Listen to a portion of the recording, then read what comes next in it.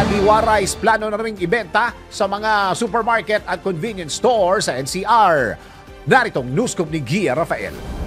Pinag-iisipan na rin ng Department of Agriculture na ibenta sa mga supermarket at convenience store sa Metro Manila ang bigas na ibinebenta sa mga Kadiwa store.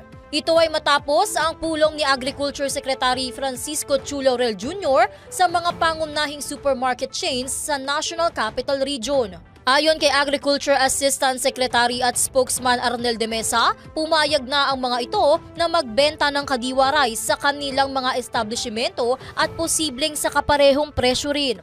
Pinaplantsa pa niya ang mga detalye para sa rollout ng bentahan sa mga supermarket, kabilang na ang target timeline para sa implementasyon nito. Bukod sa mahigit 20 KNP centers at kiosk sa mga pampublikong pamilihan at piling LRT at MRT stations, nakipag-ugnayan na rin ang DA sa mga alkalde ng Metro Manila para sa pagpapalawig ng inisyatiba sa 150 pang pampubliko at pribadong palengke sa NCR. At yan ang News Scoop. Ako si Gia Rafael, nagbabalita ng tama, naglilingkod ng tama.